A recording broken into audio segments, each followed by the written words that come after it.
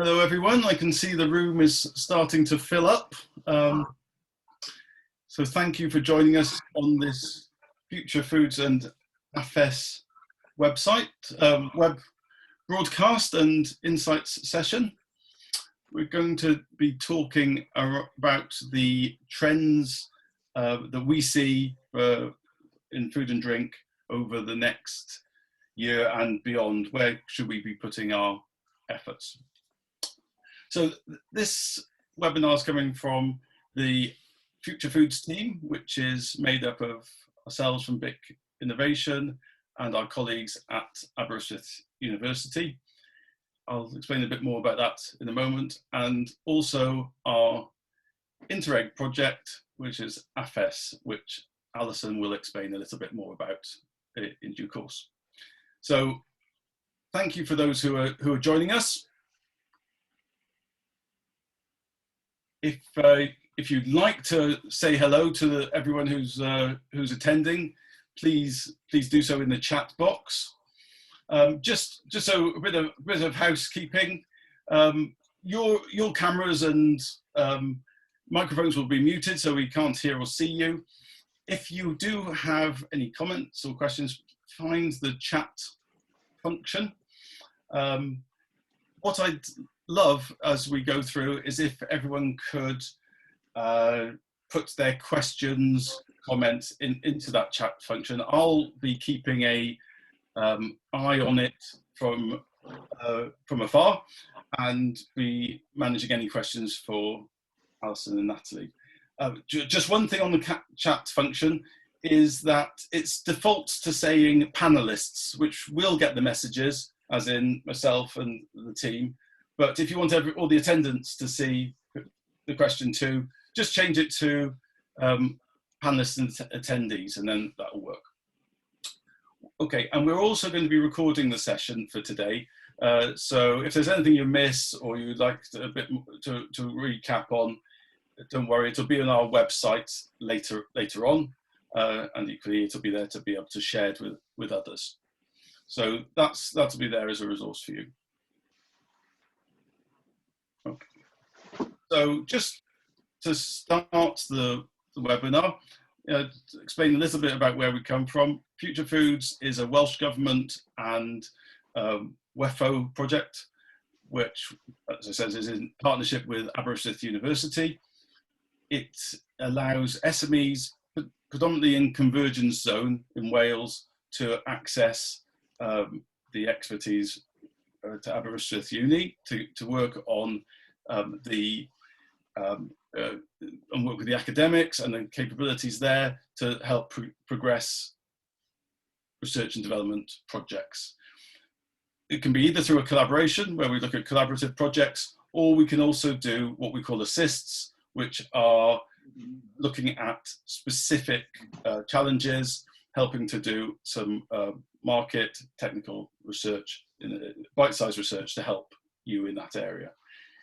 One of the things we'd love to do from this project and this webinar is, if there's areas that are of interest to you and you'd like to find out a little bit more, do get in contact. We'll be able to provide further assistance around those areas through an assist. So please do that. I'm going to pass on to Alison, who's going to talk a little bit about the AHFES project, and we'll take it from there. So over to you, Alison, when I move the slide on. There we go. Thank you very much, Rod. Hello, good afternoon. It's lovely to be here with everyone. So the AHFES, it stands for Atlantic Area Healthy Food Ecosystems, and this is a collaboration of partners in a number of regions that border onto the Atlantic Ocean. So us here in Wales, in Southern Ireland, Northern Ireland, Spain, Portugal and France.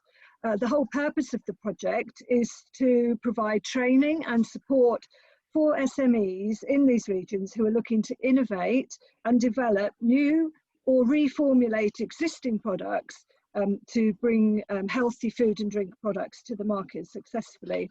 And at the end of the webinar, we'll tell you a bit more about what we have coming up very shortly and how your business can get involved. Thanks, Alison. So that's the guys who are behind this, the programs which are behind this. I'd like to start the presentation proper now, and I've already forgotten who's doing the first slide. Hello. So we're more than used to, those of us who've been around in the food industry a long time are very used to rapid change and having to adapt and evolve our products and our marketing to keep sales buoyant. But now we've got this new dimension of the COVID-19 pandemic and trying to pick through the trends that we're seeing to see what will be just short-term effects and hopefully will as we come out of the pandemic, and also to decide what's now here to stay. One of the things that really came home to Natalie and I as we researched this webinar is just how interconnected so many of the aspects of healthy living and healthy eating really are. And in the longer term, we expect consumers will be gradually more educated about nutrition, and particularly its links to mental well-being and addressing health concerns. And this will bring opportunities for food and drinks brands to support consumers in their aspirations to live more healthily. So we're going to look first at a bit more depth at some of the influences that we think will be in consumers' minds as we go forward into this year and beyond. So one of the key things that we're seeing is a shift in the way that consumers are thinking about health and well-being, and it's shifting from a treatment to a prevention mindset and from illness to wellness. Self-care is now widely seen as a person taking a responsible attitude for themselves as opposed to being self-indulgent. And, you know, some of the areas here from diet and exercise, we've seen a long time, but now things like the quality of your sleep, your mental well-being, mindfulness coming to the fore and being intermeshed with health, physical health. And consumers moving to this proactive attitude where they are not only taking action for their current good health, but looking to lay down solid foundations for a healthy future. However, with the pandemic, we do need to be mindful that there are economic challenges ahead for a lot of families, this widening gap between the have and have-nots. And it's leading most consumers to look for affordable and value for money solutions. And they want their best possible bang for their buck when they're selecting the products that they are interested in this area. One aspect of value is not just about cheapness, but it's about trust. And in our sector, that's about being a trustworthy brand with strong and credible credentials, and hopefully some of the topics that we'll look at today will give you some ideas in this area. We're seeing a rise in traditional teachings, Ayurvedic and yoga teachings from India, Tai Chi, traditional Chinese medicine, as well as the long tradition of Western herbal medicine.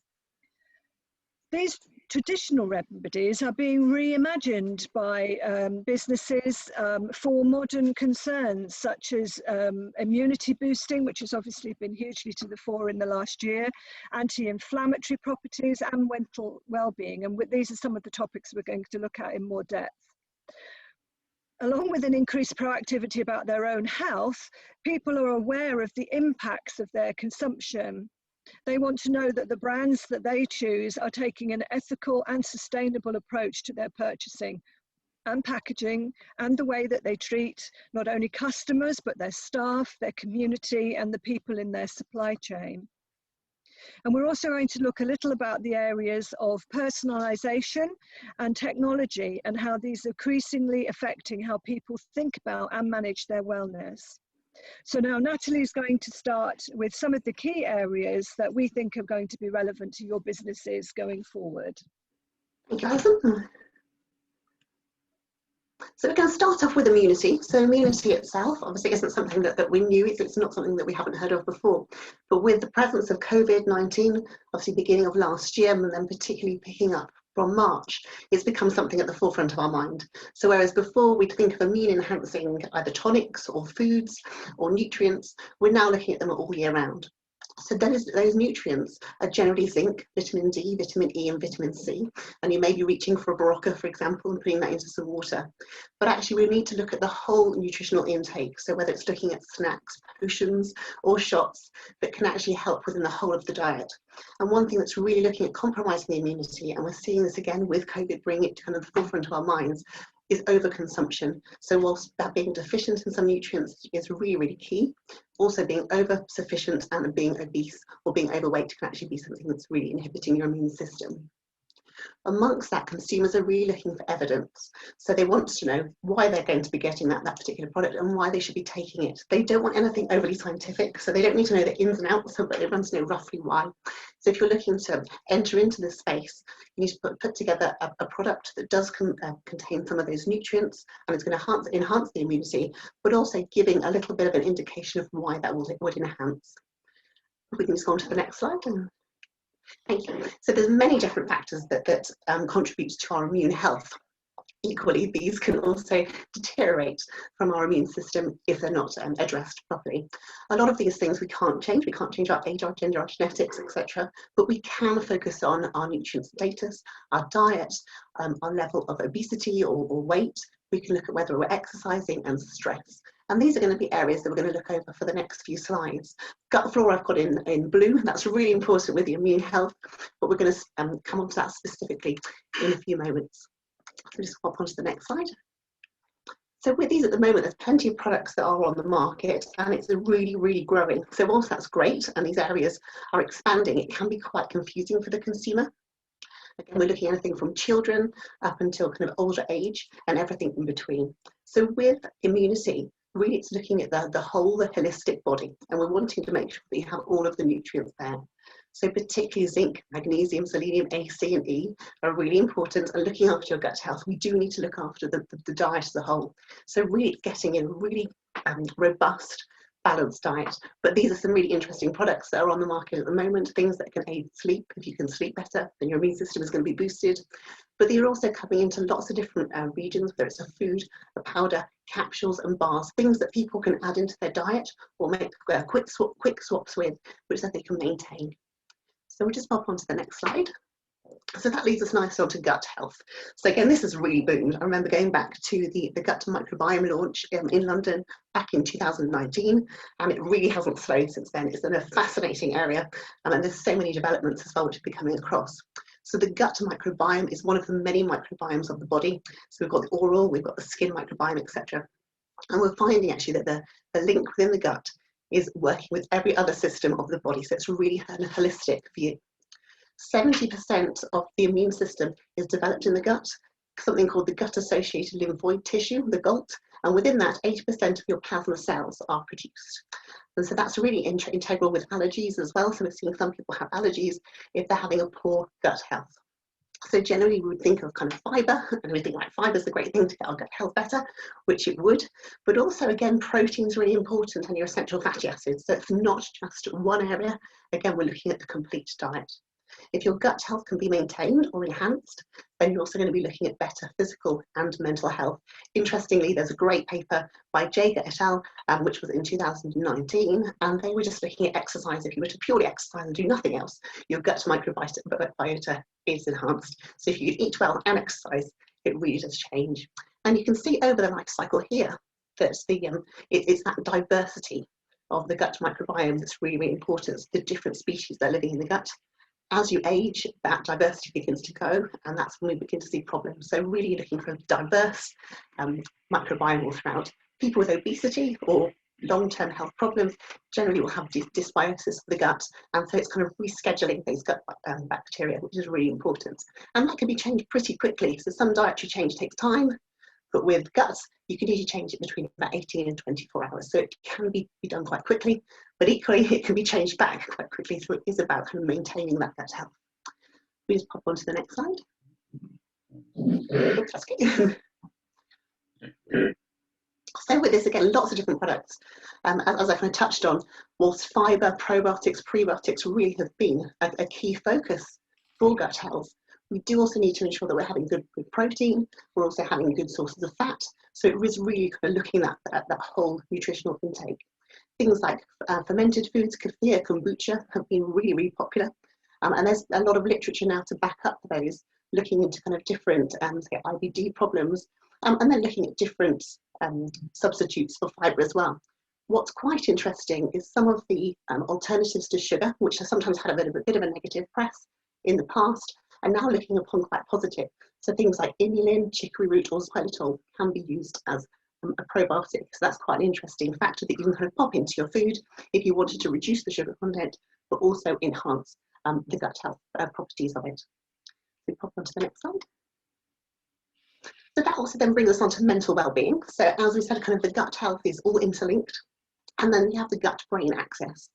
So whereas before we used to look at the body in different systems, so you'd have your digestive system, you'd have your kind of central nervous system, example, it's now very much interlinked, and those neurotransmitters can be enhanced with correct dietary intake. So things like protein would then bring you tyrosine, and so different foods will enhance those neurotransmitter production. So it's really important as well that you're getting good sleep and you're keeping to a good rhythm.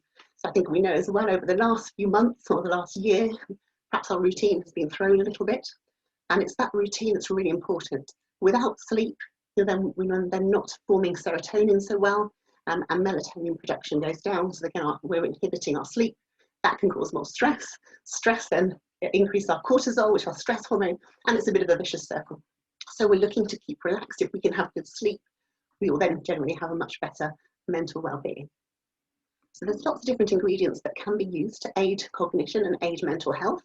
And again, these are a lot more traditional, but also new things that are coming into the loop.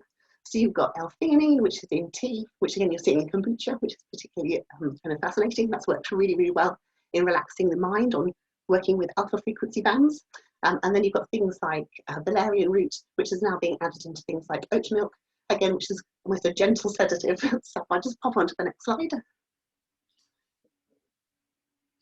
Natalie, just so we've got the reference to the papers.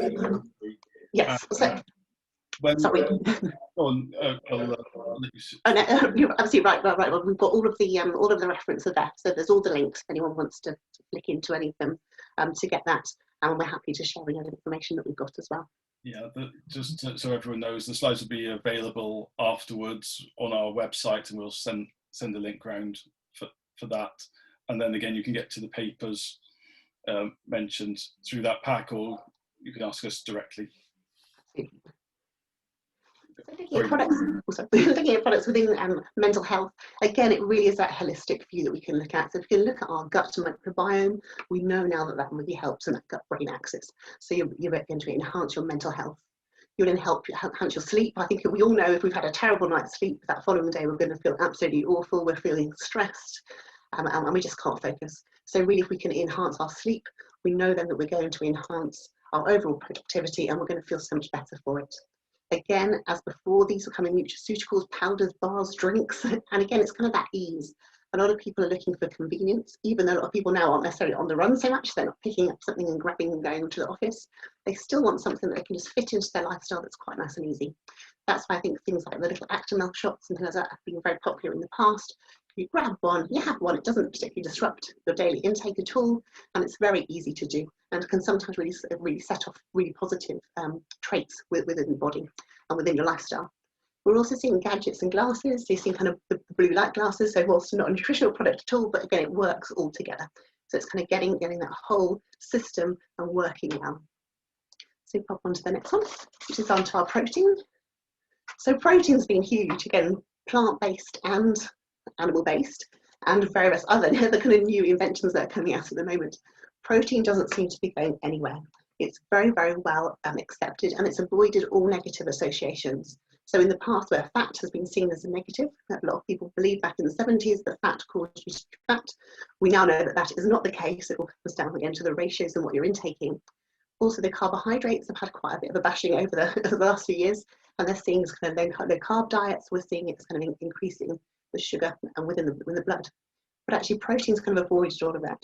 Rightly or wrongly, there isn't a protein shortage within the Western daily diet. So generally, we're looking for about 0.70 grams of protein per kilogram of body weight. So we don't really see that, but there is plenty of literature to really indicate that we should be perhaps having a little bit more. And 1.4 grams per kilogram of body weight has shown actually to even enhance bone health as much as muscular health. So it kind of works and is a nice tandem.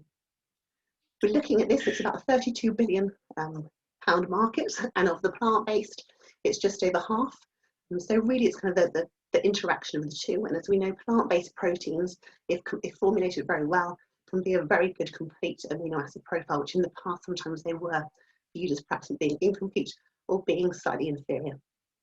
So with these aspirational associations, many people can automatically recall why they're beneficial to them. So when it comes to some products out there, people might think it's good for them, but don't really know why.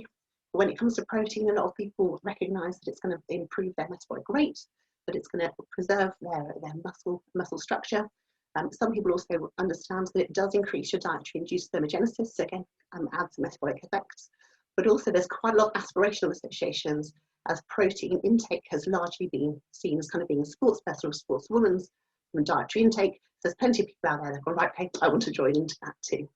So if we just bump on to the next slide. Natalie, just before we move on yeah. to proteins, and there's also a drive, I would say, on quality of proteins. Yes, so I think people are really beginning to kind of look into it. There's so many proteins now on the market, whereas before you might kind of take what you were given, and now people are really looking into what's there and what's available. So we've got 9 essential amino acids, meaning that we have to get them from the diet. Our body cannot make them. So those must come again from the diet. Generally, most meat products will have them, or most animal products will have all 9, but with careful formulation, plant-based protein really can address all 9, but it does require a little bit more thought. And again, we're just looking to have, if you can have that drip fed through the day, it's equally as important for younger, say adolescents, as it is then to older aging adults who might be prone to sarcopenia, so kind of muscle wastage within older age. And we've done further work in papers and presentations, so they are available as well on our website, and I think we can put some links up here just to show additional information across these topics.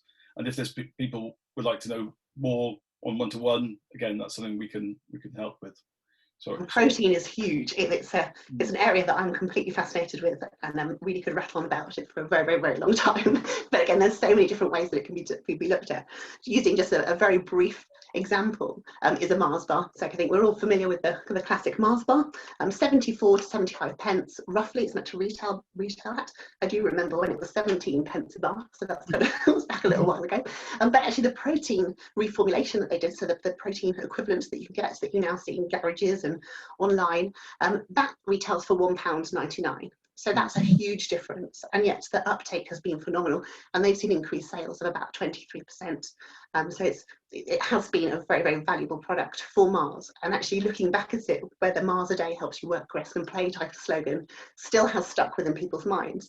And in a survey that was conducted, I think by Mintel, going back, it wasn't that recent, but it was about kind of 2017, a lot of people still associated a Mars bar as being a healthy addition to their diet because of that slogan. So it just shows how these things stick, which if someone tried to kind of put that as a marketing slogan now, it would be quite quickly torn out. But Weetabix have done the same.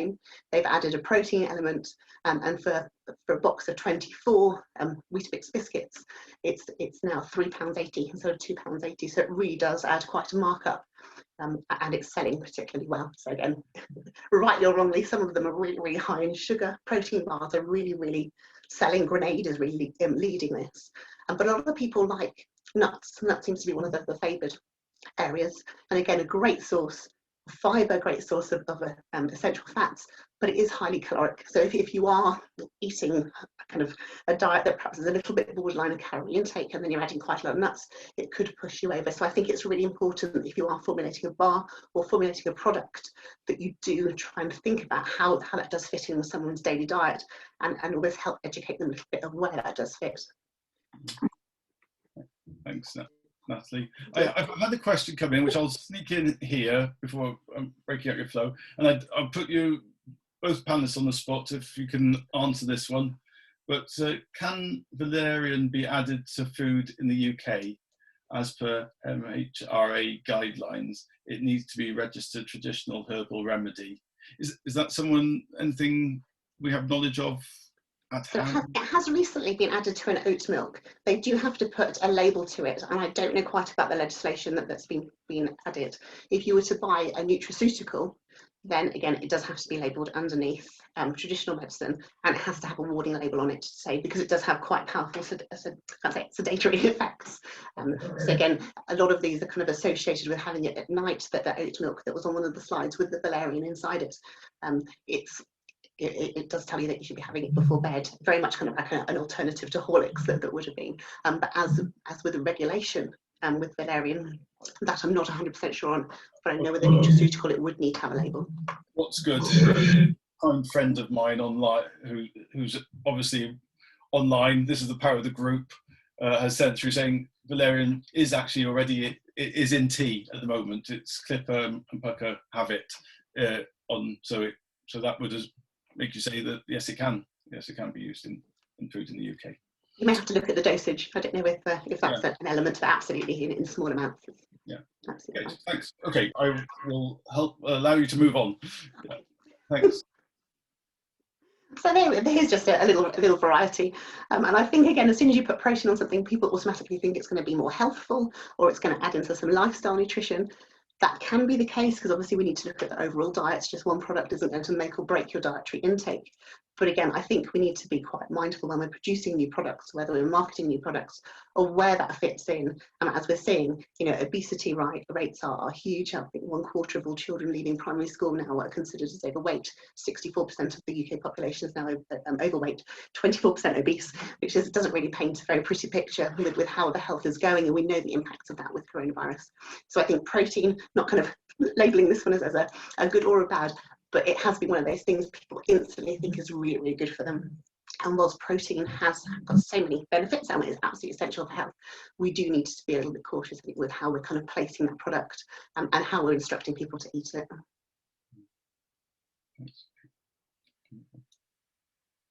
So I'm just going to move on and hand over to Alison.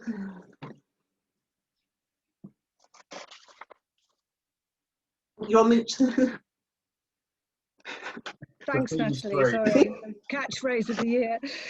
Like our whole planet, the human bodies are largely made up of water. So it's important that we replenish this regularly. And the critical importance of good hydration for both the mind and body is becoming more widely recognised. Even a mild to moderate dehydration from not taking in fluids regularly will impact on many mental and physical body functions. This is because your body will start to make its own decisions about which of its functions it will prioritise. So remembering to drink regularly and helping consumers to do this is an important role for our beverage companies. Firstly, poor hydration will start to cause fuzzy thought processing, and your mental clarity and ability to make good decisions will decline as hydration is diverted away from your brain. And the next thing that will be affected is your digestion processes. So this is where we can see the link to what Natalie has been talking to us about gut health. And then as this dehydration becomes more severe, you could come to headaches, dizziness, muscle cramps, and even a longer low-level dehydration will affect your skin. Your skin will become dried out and prone to soreness, etc. So you can see that this is having a widespread issue. And if your kidneys are also not processing properly, then your body isn't removing the toxins that it should. So if we're thinking about enhancing hydration, what sort of consumer groups might we be looking at? So from babies to the elderly, people who are ill and maybe not able to take in fluids as well, people who perhaps reducing their drinking deliberately because they're worried about not having access to going to the loo, as well as the people that we would expect to be in this category, like those who are exercising, those who are working in hot conditions, and you know, we see this reflected in our export markets. Some people are just getting too busy to drink, even people working at home. As Natalie said, these are different lifestyles now to the on the go, but there's still the temptation to, you know, end up with your back-to-back Zoom meetings and forget to drink. And there might be other situations like our colleagues on the factory floor, or people working out on the land in agriculture, where access to regular drinks is difficult. So, Rod, if we just look at the next slide, I've just chosen one or two brands that you may not be so familiar with from markets abroad, just to show this, demonstrating this layering up that we've spoken about, this multiple benefits. So from New Zealand, we have the Foric brand, and they position themselves as an all-natural energy drink. They have caffeine from the guayusa leaf, which is fair trade, it's organic, it's sustainably farmed and promoted as a super leaf. It's got sparkling water, natural flavors, and caffeine from green coffee beans. Their packaging is recyclable glass bottles, and their flavors feature natural fruits and spices. And in addition to all those benefits, they also donate a portion of each sale to a local mental health charity. So I think you can see how building up these consumer benefits is building the brand. In Morocco, we have the brand Kabisa, which was launched in 2019 and marketed as a new energy drink, claiming to be natural sugars from sugar beet and no artificial sweeteners, although, as Natalie has said, that artificial sweeteners are now finding another life, if we like, in terms of having gut benefits. It's adding a number of B vitamins to aid and talking about how that aids the functioning of the body and the brain and supporting the immune system. It had a relatively low price to make it affordable across the board in Morocco, and the recyclable aluminium cans are colourful tropical design, which was pitched to appeal to African consumers. And then in the USA, we have the Uno brand, who have launched a new range called Biotactical Drinks in the May of this year. And these 6 drinks are targeted with different benefits: energy, focus, memory, uplift, zen, dream.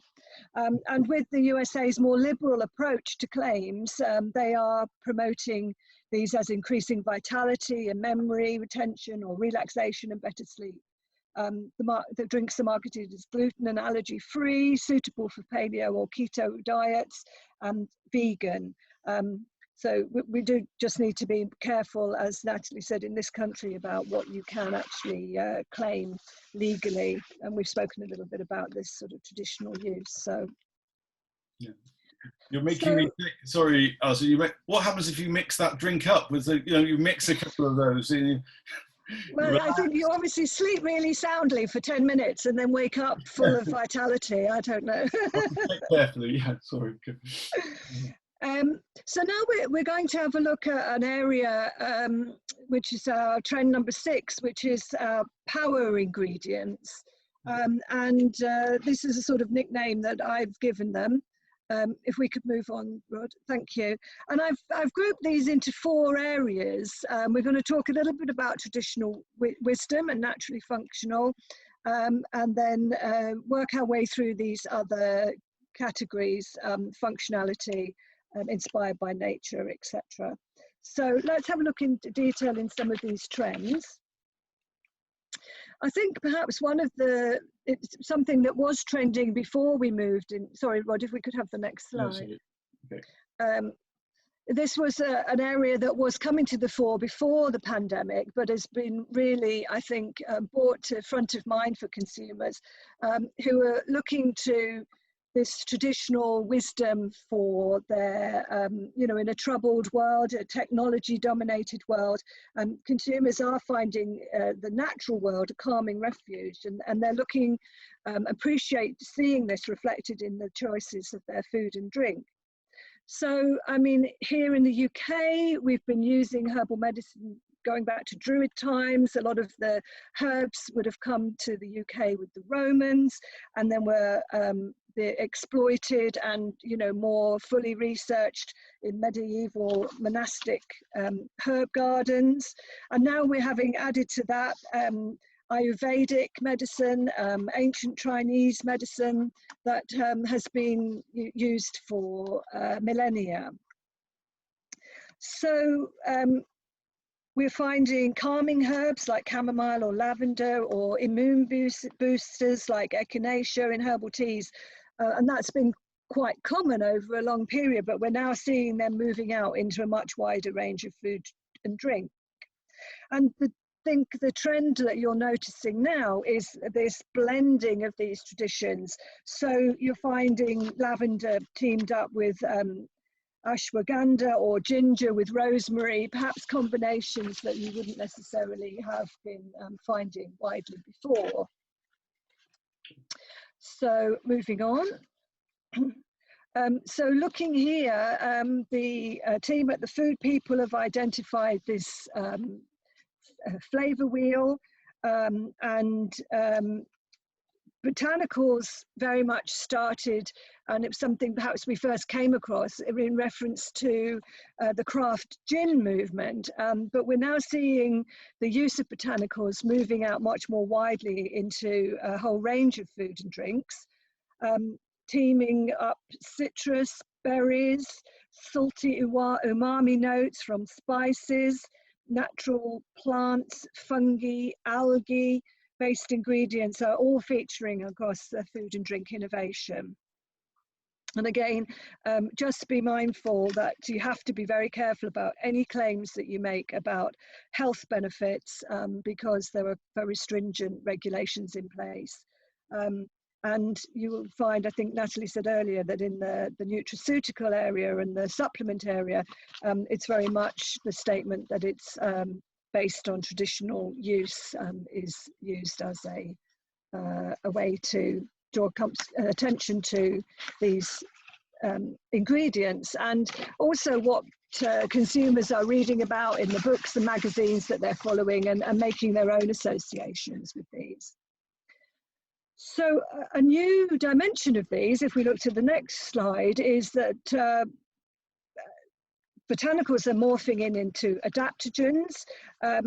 This doesn't really have a scientific definition, but it's used to refer to ingredients which boost the immune system or have stress-busting properties. Proponents of these ingredients think that they reduce exhaustion and fatigue-linked symptoms like tired skin and sore eyes.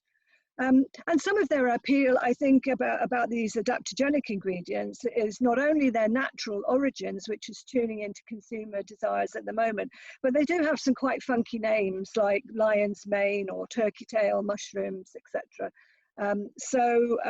You know, ashwagandha, maca root, they're things that, whilst you've got consumers are also looking for traditional comfort, there is also this desire for experimentation. And I think the longer we spend locked down and the more distant prospects are of travel, we're also seeing a desire for to bring the outside world back into us and some experimentation. So looking on to now to ancient grains, we've been eating grains since prehistoric times, and it was probably the desire to eat these that caused the nomadic peoples to start settling down and coming into agriculture.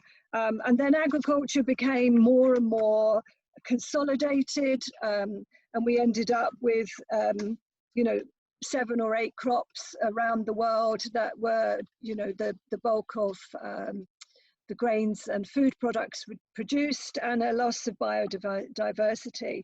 And we're now seeing ancient grains that have been produced in small quantities or in very localized regions like teff in Ethiopia or farro in Italy are now being rediscovered, both for their health benefits, for the taste, and adding a delicious dimension into food, which is incredibly important, because however healthier product is, if it doesn't taste good, you're not going to get a repeat sale.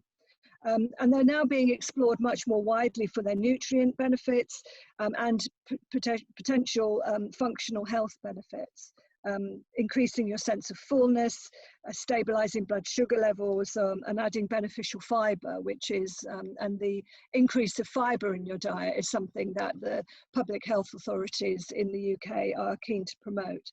And Natalie spoke a little bit earlier about expanding range of seeds and nuts being promoted as having health benefits. And we can also expect there to be, breeding programs going on to take these grains as inspiration and breed new grains, seeds and nuts with functional benefits in the years ahead. Okay, just a thought and a question. But yes. Do you think there's opportunities for Welsh, UK-based power ingredients in these exotic lists? If we're looking at ancient grains and botanicals to add, I mean, some of the ones you talked about are natural, are occurring already. Or are you, Western Europe? I think there is increasing sort of commercialization of some of these products, and it's really looking to what suits our climate, and obviously our climate is something that's evolving quite rapidly, really. So perhaps things that in previous years wouldn't have been sustainable crops here. I think, there are people experimenting with growing chickpeas in the UK, experimenting with quinoa, so I think it is something that we it's worth keeping an eye on as that's evolving. Sunflower production, which you would have associated with the south of France, and those sorts of regimes. So things definitely are shifting. And, I think there's been quite a lot of work done here in Wales on the efficacy of oats, for example, isn't there? So. Yeah, absolutely. I've got one question which I'll sneak in now. Graham was asking, how does ancient grains work with the growth of GF, so gluten-free? Gluten-free. Yeah, gluten-free needs. I think they're different pools. Alison, do you want to? Yeah, well, I think some of these ingredients will inherently have gluten, and some of them, perhaps potentially won't. So particularly the seeds, for example, if they are produced in environments where they're not prone to cross-contamination, could be a source of, additions to gluten-free flours that have been developed. So it's just about ensuring the robustness of your supply chain, I think, in terms of, and being clear if you're developing something of gluten-free that you set out to do that and you build your supply chain accordingly, rather than deciding, you've developed something, you've done your consumer research, consumers come back and say, oh, actually, this would be good if it's gluten-free. It's, from my personal experience, it's then very tricky to then shoehorn gluten-free attributes back into your supply chain. So it's a good thing to try and be clear about that from the get-go. Yeah, absolutely. I can echo that on some projects I've seen. Yeah, no, I've got the T-shirt on that one. So, so the next ingredient we're going to look at is CBD, and Natalie, I think you've done quite a lot of work in this area, haven't you? Yeah, so there's a CBD paper which we can make available that's on the Future Foods website, which Dr. Molly Price-Jones and myself were a part of to put together, of kind of how it's dynamically moved so quickly and how huge the market is. At the minute, so the 31st of March this year, all novel food applications need to be submitted. I think there was a bit of a hoo-ha yesterday about it because they weren't sure whether Northern Ireland were also included in that, but I believe they are now. So if you are looking to add CBD into something, then you must put your application in over the next few weeks. And it's really important what format that's in as well. So CBD, the CBD oil, it is hydrophobic. So when you see it in lots of different waters and lots of different tonics, oh, it looks really lovely. But actually, unless it's within an encapsulation process, then it's just going to stick to the sides and it's going to have no uptake whatsoever. So things like gummies are particularly good. And even in a chocolate format, it's pretty stable because of the lipids within the chocolate. So I think if you are looking to formulate a CBD product, then it is really important that you're working out how that delivery will work and how it will interact. Super, thank you. So we're just going to look now briefly at the next area, which is about, I've included it in power ingredients because I think it's this consumers becoming increasingly aware that not all calories are created equal. And they're looking to consume calories which are perceived to have good nutritional density and offer other benefits as well as just providing energy. So people have sought out comfort foods, especially since the lockdowns. But we see honey and nut butters being positioned as better for you replacements for sugary jams, although from a calorific point of view that, you know, there may not be much to choose between them. We've seen popcorn, for example, and widely marketed as a lower calorie replacement for crisps and fried snacks. Natalie's spoken earlier about the merits of plant-based foods over meat and dairy products. The promotion of oily fish as an alternative from more heavily processed foods. And also, you know, with the recommendation of, you know, 200 calories for breakfast, 400 for lunch, 600 for dinner, and 100 calories for snacking during the day, you're obviously seeing a lot more brands on the marketplace who are demonstrating that their calorie counts per pack are below this area, this 100-gram limit. So it's about, you know, having this balance.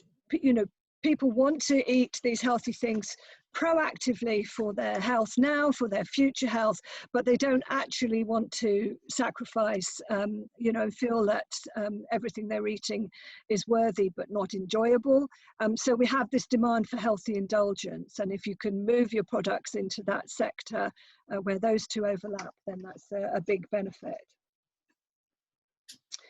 So on to our next area, our next trend, which is healthy aging. So it's a trend that's very relevant, not only here in the UK, but you know, across the world. We're seeing a lot of countries where the population is aging. I think the tricky thing here is that no one wants to be categorized as old. So marketing to a group of consumers who don't want to acknowledge that they're in a group of consumers, it can be a bit of a conundrum. But consumer attitudes are shifting, and people are realizing now that it's never too early to be laying down good foundations and habits that will allow them to enjoy good health and have fun, enjoy their families, enjoy you know, the life that they've built up for themselves in their later years. And I'm thinking of this as, you know, consumers seeing it a bit like a pension scheme, but for the body and the mind. And people from their, you know, their 40s onwards are now focused on building up this pension pot, these reserves of good health and well-being that can, you know, will see them through into their later years. And increasingly, they're looking to products, you know, from businesses like yourselves to support them in doing this, and, you know, looking to tune this in for them personally and using technology to support them. And Natalie's now going to expand on those a little bit more fully. Thanks, Alison. I'm worried how much that becomes more and more relevant for myself watching this healthy aging part. So interesting area. So Natalie? Looking at personalised nutrition, so this really kind of envelopes everything really that we've just spoken about. And when it first came out originally, going back even kind of a decade ago, it was very much seen as either a very specific demographic that would have personalised nutrition, or it would be the people perhaps that were elite sports or athletes, and so they would either go for a whole complete blood test, they would have stool samples analysed, they'd be having whole DNA looked at, they'd be seeing whether they had fast twitch or slow twitch muscle fibres to see how their training regimes would be. So it's absolutely fascinating, and it's very, very broad. But from those initial areas, it's now become much more accessible. So some people say it's not quite so specific, but I guess probably quite a lot of us on here at the moment are either wearing a Fitbit or a Garmin or a fitness tracker watch of some variety, and we feel that it goes off every now and then and quite depressingly tells us that we haven't done all our steps because we've been sat down for too long. So, you know, it is quite good for that. There's a really interesting paper by Shin, and they were looking at actually, do these things help? Are they actually any use? And actually it came out that they were really positive, and it's just giving people that adherence, particularly over the last year, where we've got companies such as MyZone, which started off again as a sports brand, so you see them in kind of gyms and leisure facilities. They're actually bringing a sense of community. So you put in, again, what your goal is, what you're eating, and then it recommends recipes, it recommends perhaps what shopping you should do, what other foods you could be eating, but also it's connecting you to other like-minded people. So again, you've kind of got that little bit of an adherence, so you're increasing your awareness that other people are doing it too. So it's nice, you're kind of in it together, almost kind of a quite sophisticated kind of, you know, fitness and kind of dietary group, regardless of what your goal is. And there's really a huge amount of levels of tech. So you can have blood tests, anything from about £30, and then obviously as it goes up, depending on what you're having tested, there is quite a steep increase in price. Average about £80, and they recommend those about every 6 months, which isn't too bad, you know, because you're not doing it that often. If you're looking for omega-3 status, then it is much more expensive, as that test is more expensive to use and reactions used within it. One thing that's quite interesting here is that many people don't like sharing data. We don't like to share our data with anyone. GDPR is huge, yet when it comes to this one, you have to tick or not whether you actually want to share your data, and most people do. So I'm expecting or hoping that over the next few years we're going to get a wealth of data from all these different companies, which will then kind of indicate how people's dietary lifestyles are, and how much exercise that they're doing. But again, it's huge. It really kind of takes in everything for your dietary habits, your food behavior, your physical activity, your shopping, your microbiota. But again, you've got to be quite honest with these things. You can't buy one of these devices, and if you're not going to use it correctly, it's not going to be particularly beneficial. So with this one, there's lots of different things I've just mentioned that we can go with. Spoon Guru is really interesting, so they partnered with Tesco's, and that looks at kind of a shopping list, looks at what your favoured foods are, what recipes that you might want using kind of AI technologies. We've got the gadgets and the monitors that we've seen, and blood glucose monitors have become now actually something a lot of people are using who aren't even diabetic or pre-diabetic.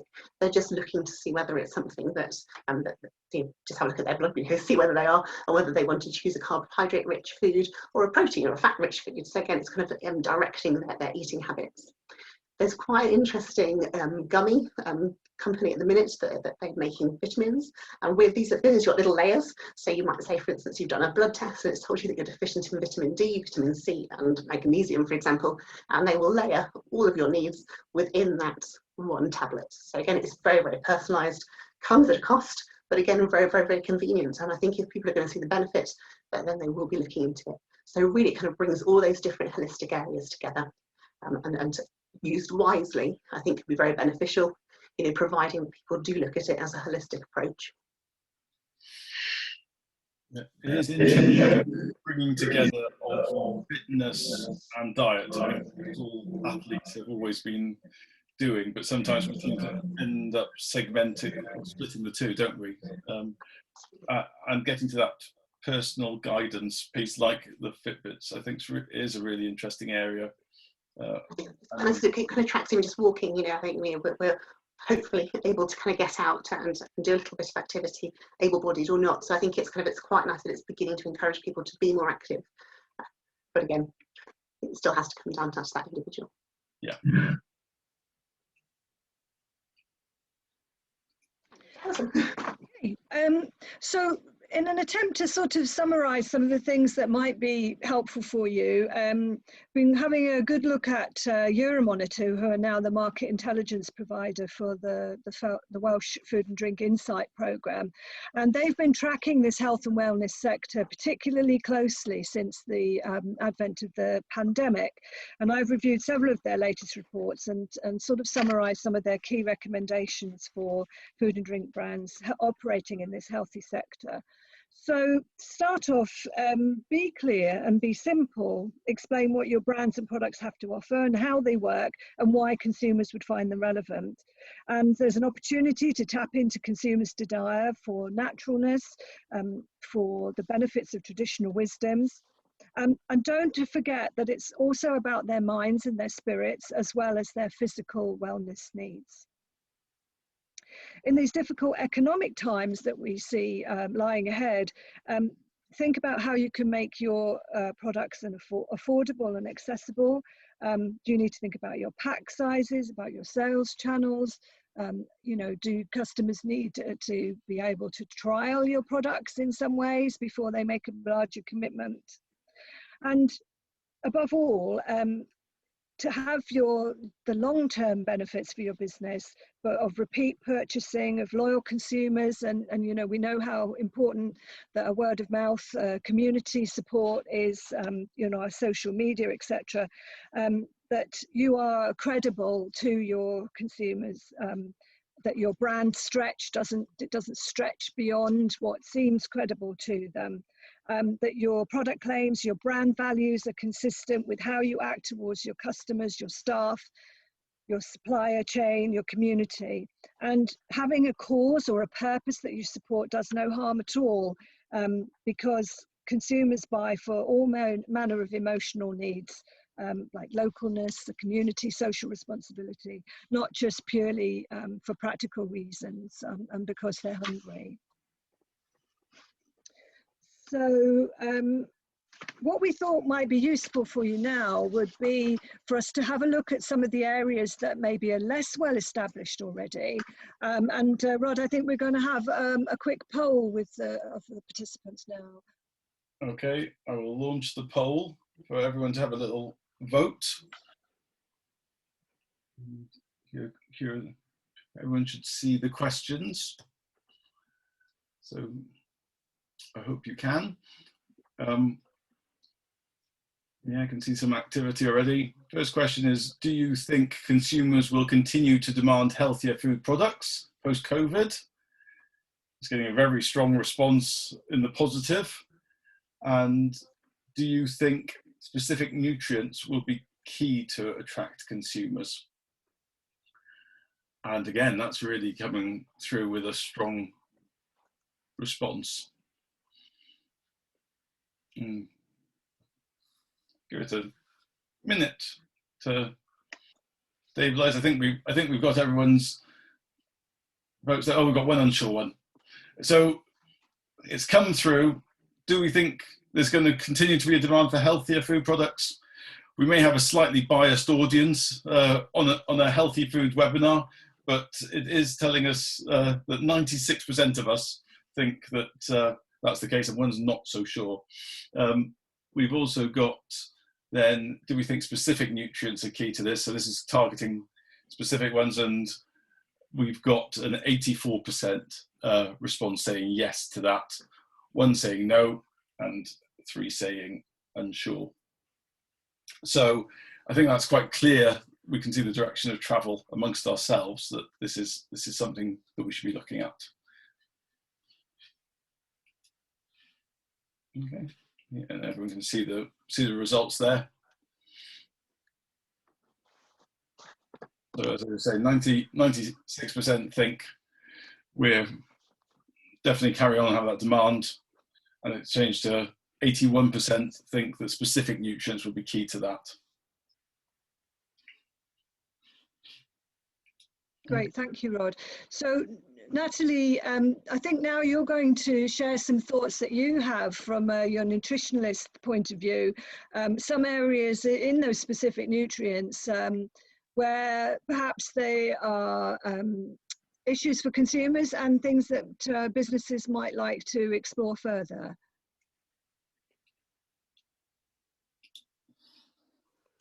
So we thought we'd put together some new opportunities or areas that perhaps the UK and the Western world isn't particularly sufficient or particularly good at getting these nutrients in. So these may already be on the market and they may be very popular, but also things that perhaps are going to start rising. We're particularly seeing iodine. Iodine is one of those things that we've always been a little bit deficient in.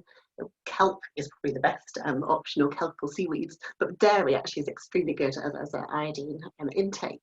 But again, it's not particularly palatable. So if we can get it into a format that's quite delicious, as we know that deliciousness sells, then that could be a really key way of looking at people and addressing thyroid health, metabolomics, and also then looking at children's IQ. There's a big correlation with the iodine intake during pregnancy and during the first 1,000 days of a child's development and their IQ. So really, really interesting. Potassium, one of those huge key ingredients that we generally don't think that we're particularly deficient in, or we're quite well sufficient in, but again, we're not eating them really quite in sufficient amounts. And a lot of it comes down to ratio. So potassium works in tandem with sodium. And again, if we're having a high sodium diet, which we know as the West we do, we're then kind of missing out that ratio. So again, there's a few things like that that really kind of need addressing. Magnesium, again, one of those key ingredients that we think we get quite a lot on, but we are missing out, etc. As we go. So vitamin D, we're hearing a lot about at the moment. I think there's been 60 papers to date, or 60 odd, that I've been looking at that have come over for the last year, and vitamin D status looking into immunity, but also really looking into how people are surviving or getting through COVID better with a higher vitamin D status. We know in the UK we are very, very deficient in vitamin D. And whilst it's not a compulsory supplementation program, it is actually one of the few few nutrients that the government do recommend that we supplement all year round. They're only really looking at 10 milligrams per day, and some are looking at up to as high as 75 milligrams per day. So again, individual, but we are looking at that we can have that intake all throughout the year. But again, the sunshine would be the best area. Omega-3 is another one to highlight we're particularly deficient. Oily fish is a very good source, as is algae, so a very, very great way of getting in. Chia seeds, walnuts, for example. But again, we're just missing out on the amount that we need. And that has so many health implications. Again, neurologically, memory is very good. And generally, if you see that there's a low omega-3 status, then memory of that country is particularly low. It has a higher prevalence of cardiovascular disease. So again, looking at it as very much kind of as a holistic way, we're needing to take in those nutrients. And B vitamin is very important for metabolism and relaxation. So again, if you're feeling quite stressed, often those B vitamins are cofactors, and again, help you relax a little bit more. Choline isn't a nutrient that we hear of particularly, it isn't actually even a nutrient. It's one of those things that our bodies take in, our bodies can make it, but it's essential for making acetylcholine. And acetylcholine is a chemical messenger, and it's essential for keeping the body kind of focused, making memory formation. It's essential for vasodilation, so it's often very good for people that might have blood pressure problems, and very important for muscular contraction. So again, of all the nutrients that are out there, I think these are areas that perhaps we're just missing out on a little bit. And you could be combining these quite nicely with functional foods and ensuring that the combinations there together. For example, iron, if you can connect iron with vitamin C, then it helps that uptake. So again, different kind of combinations are particularly important when formulating these foods as a nutritional or a nutritionist kind of perspective. If we could just pop on to the next slide. So just to give a little bit of a backing onto these, this doesn't always paint a particularly great picture, but hopefully it will kind of then aid in kind of addressing these things. All of the red areas are areas that are hugely deficient in EPA and DPA, so these are the long-chain omega-3 fatty acids. And as you can see, the UK, most of the West, also the orange areas, they're people that are still deficient. So again, it's one of those areas that we really need to be taking. Often oily fish, as I said, is the area that people are recommended. However, if we were to have our 2 portions of oily fish per week, as recommended, throughout the globe, then marine life would be absolutely obliterated. So again, it's kind of that weighing things up. Hence why I think algae help, and seaweeds could be a really, really interesting way to be working with that. So if we pop on to the next slide. Also with EPA and DHA, that can be really enhanced as well with pasture-fed milk. So that's an interesting thing. So if people are kind of having their milk intakes, particularly with children, I think it's a really important way of getting in something that's really palatable that children can enjoy. So this here was taken from the National Nutrition and Dietary Survey, and it's taken every couple of years. This was from 2016 to 2019. So the LRNI is the lower recommended nutrient intake. So these people are deficient, not only because they're not meeting their recommended intake, they're not even meeting the lower recommended intake. And the main things that were coming up for females were iron, potassium, and selenium. So iron we see with females, we have done for many, many years, and particularly from girls kind of menstruation age. And so if we could really kind of get an iron kind of supplement, or also something that was really, really beneficial, that had a high iron content and was palatable, marketed towards children and females, I think that would work particularly well. Potassium, as I mentioned before, again, it's often considered that balance within sodium. And selenium. Selenium is really important for fertility, thyroid hormone, DNA synthesis, and protection of oxidative stress. So again, but all of these were deficient, which I think is quite shocking in the West, where we like to think that we're, you know, very much ahead of everything, we're well nourished. It seems to be that we're a country of very overfed but undernourished people. If we just pop onto the next slide, it just gives us a little bit of an overview of males. And what I thought was particularly interesting were the 12 nutrients were also deficient within males, but at different areas. So males for vitamin A, magnesium, and selenium. So selenium, again, is really important for males, particularly for male fertility. It's what actually kind of helps create sperm. So again, you could see that as kind of a slight thing that could be upping. So really, really interesting if you were looking for a male-orientated food. And interestingly, the deficiency rates were really, really high between the 20 and 29 age group.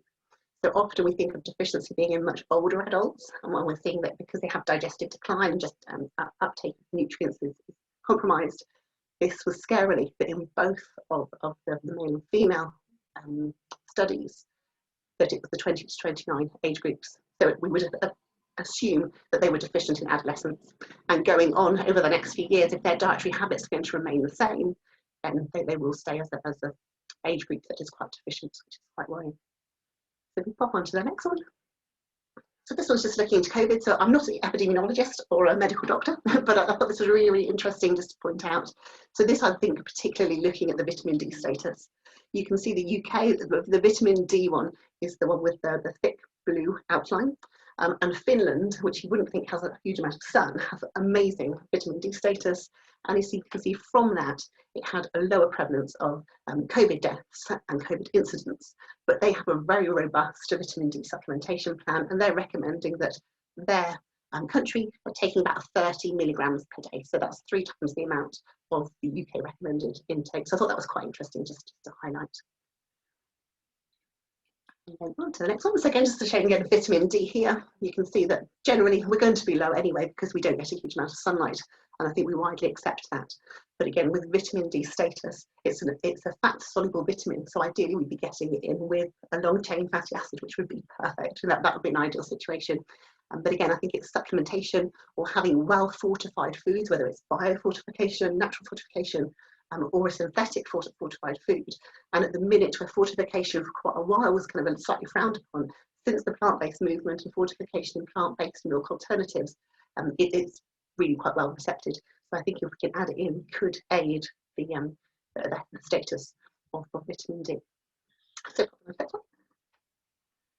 that kind of just kind of rounds up those areas that may be areas of interest, which could then help different demographics, but as I said, particularly the kind of the 20 to 29-year-olds, while those that seem to be quite open to different foods and very receptive to new tastes and new flavours, but unfortunately do see the highest level of deficiency within that cohort study. Excellent. Thank you so much, Natalie and Alison, for that extensive tour across lots of interesting areas that we think would be trends that are going to be here to stay. I think from the poll we can see that others on the call thought the same thing. I'm aware that we've covered lots of things in that, so if there's people who are interested in finding out a bit more depth on it, would like to investigate those, that's what we can do through Future Foods, through AHFES. There's a fantastic training program that's being developed, so you can actually work through your concepts and ideas through with Alison through that work. So if you're interested in finding out more about that as well, I think it'd be worth a conversation. So please do that. I did ask if anyone's got any further questions, and I'll just turn to the chat just to see if there's anything there.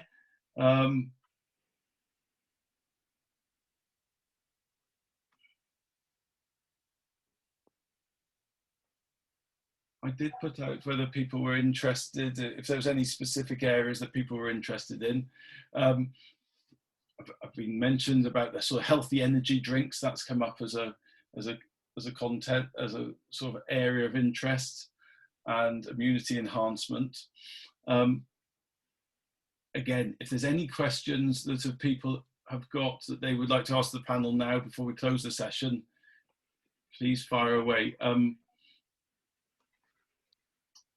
Rod, can I just be talking a little bit about AHFES before? Yes, please, please. Yeah, please. if you could move me on to the next slide.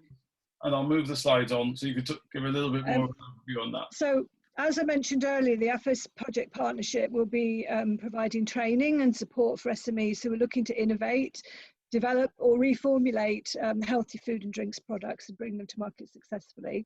And over the next couple of weeks, we'll be in touch with you with an opportunity for you to register if you're interested in the training and some of our support services. There'll be a short registration process to demonstrate that you comply with the requirements of the project's funding. In essence, that you're a Welsh SME and are actively pursuing launching products in healthy food and drink sectors.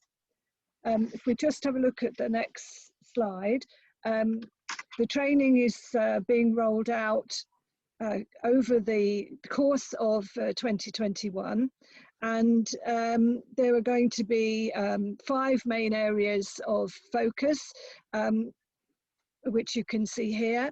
And if you're an SME in Wales that's accepted into the AHFES project, you'll have free access to the training, which will comprise training documents, some webinars, other useful tools like templates and checklists. So it's designed for you and your staff to dip in and out of the training if you've got people joining the business or young people that you're bringing up through the business who might need training in some of these areas, you know, that can support your training needs. Or for a fuller picture, you could work your way through the modules as they become available. So just looking now at the next slide, which is just giving you a brief overview of our first topic area, our first program as we're calling it, which is about consumer insight and market understanding, which will be coming live in February. We've taken this areas because we feel that this is fundamental and sort of underpinning to you know, the rest of the topics that we're looking at.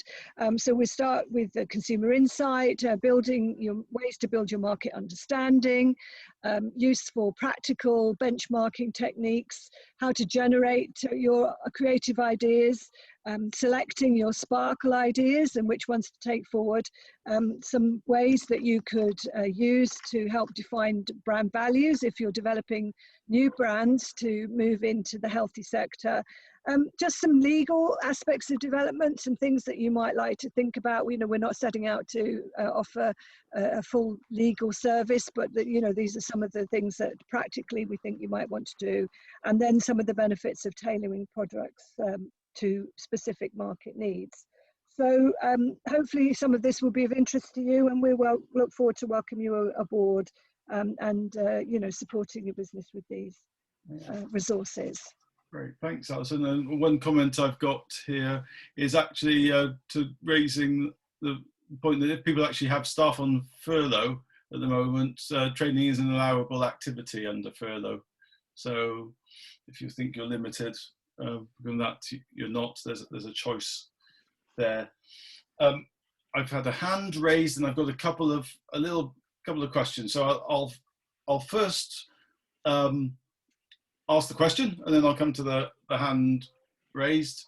So the question to the panelists, to Alison and to Natalie, and I might join in, was out of the areas that we've covered, what do we see as the sort of priority areas, the top 3 opportunity areas? Would they be, do you think they'd be driven by consumer desire or need or government? What ones from the ones we've talked about do you particularly spike your interest as areas of potential? So who would like to go first?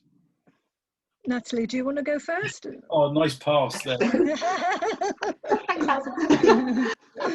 Absolutely, just from kind of seeing various different, like again, kind of sharing of articles, etc. I think the gut health is one of the biggest areas that are coming out, and again, because it spans so many different different systems within the body, but also it can be so many different products, and within that you can then add in lots of different functional ingredients. You can add in the adaptogens.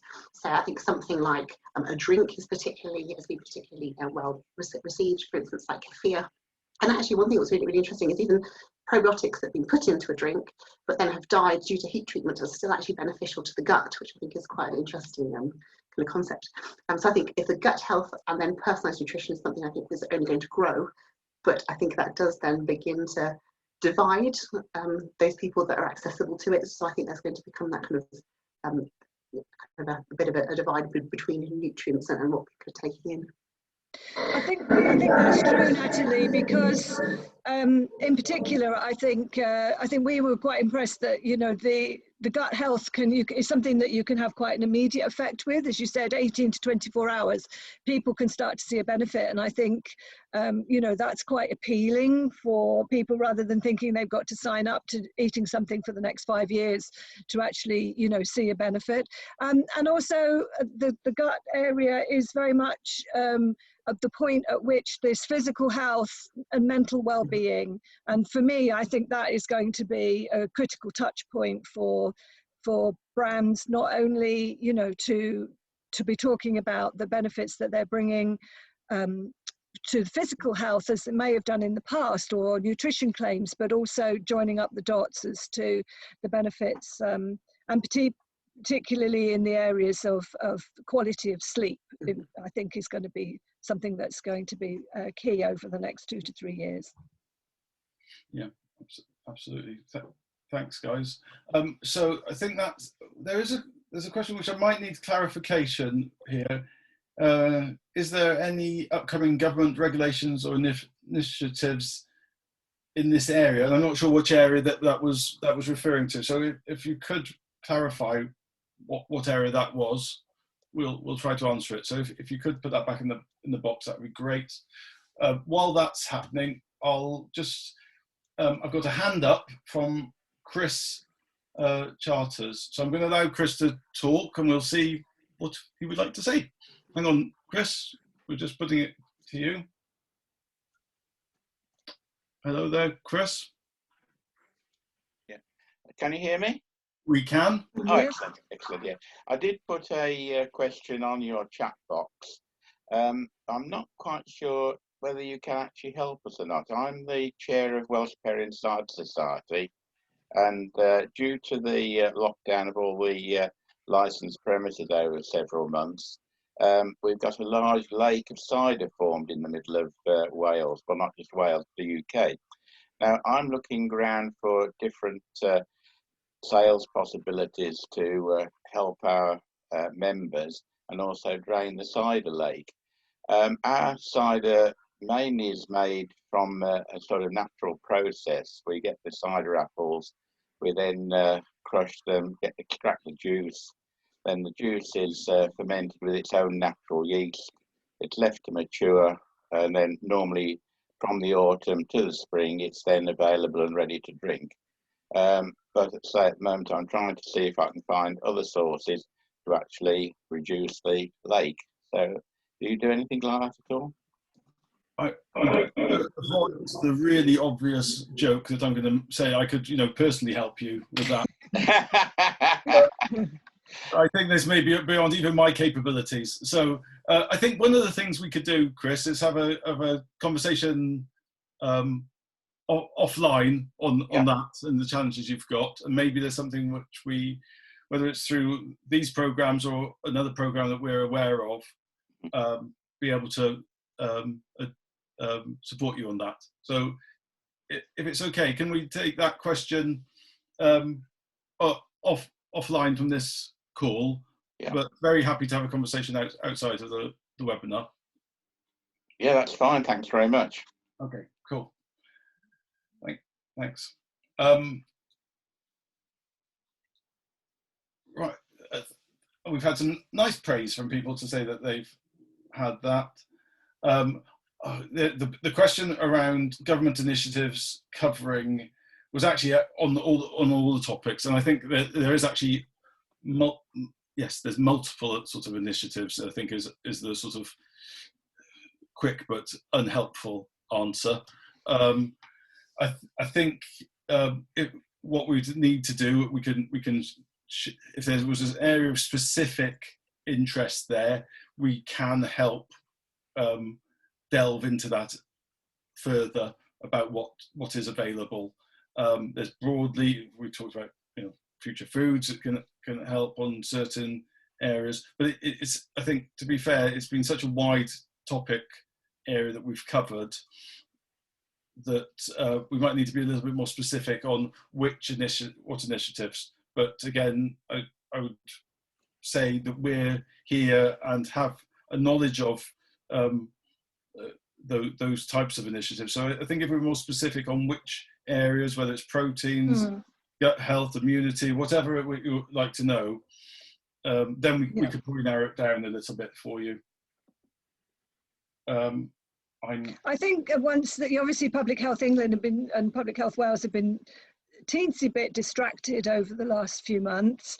So, but I think that when we come out the other side, they will still go back to their agendas around sugar reduction, and particularly I think something that perhaps hadn't had a chance to get going before we moved into COVID was the desire for fibre enhancement, and to increase the dietary fibre that consumers are taking on board.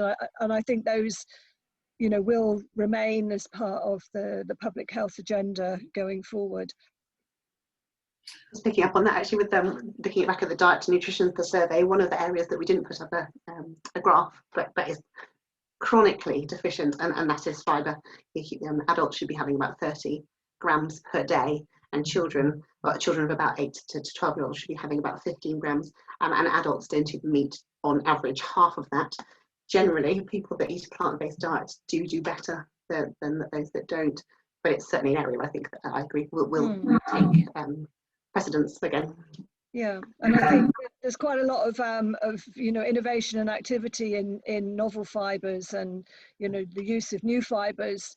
And it's just, back to this point is that, people want it to be healthy, but they also, as Natalie said before, deliciousness sells. So, it's how do we bring those things together? So, I think fibre will be definitely an area that we should, all see what could we do to enhance our products from a fibre point of view. Yeah, so as you say, we get so driven by taste, don't we? We know what we should be doing, but we will go back to the things which we like. So if they think they're good for us as well, then that's the way. Yeah, it's the paradox, isn't it? At the moment, where we're well educated, where we know what we should be eating, but yet there's such a plethora of very distracting foods, and we naturally are drawn to sweet foods. That's a human trait that we have from when we're born. So I think it's very hard to kind of maintain on the straight and narrow with the crisis of non-communicable disease. I think it's where kind of personal and food industry need to kind of ensure that healthy does mean healthy, or at least is helping towards a healthful diet. And I think we talked before about this, if imagining this sort of Venn diagram where you've got healthy, you've got enjoyable or indulgent, and you've got convenient, because, chomping through a mountain of kale, which you've had to prepare and wash and end up with 4 pans to wash up, people just aren't going to do it. So, for us who are innovators in the industry, what can we do to hit that sweet spot where these consumer desires all overlap? Thanks, guys. I'm starting to be very conscious of the time for everyone. And there's been some very nice comments, which would be great. If there's anyone got a last question now, please this is the moment. Otherwise, we'll be starting to draw things to an end. But if you would like, please be in contact with us. As I said, I think contact details will be shared, and we'd love to be able to explore some of these areas in further detail with you, or be part of the, through the training programs that are being provided through AHFES, and make that conversation go further. All right. So thanks both to Natalie and Alison for that. I'm going to close the session down now. I think our contact details and information has just been put into the chat. It's gone to the panelists. So let's just put that. If we could put that into all attendees, lovely. Yeah, it's in there for the attendees as well, actually. Super. Okay, right. So thank you, everybody. And after that, I think it's time for some food myself. I'll try and make it tasty and healthy. And some cider, maybe, just to help out. Track down Chris with his cider. So have a good afternoon, everybody. Cheers. Bye. Take care. Thank you.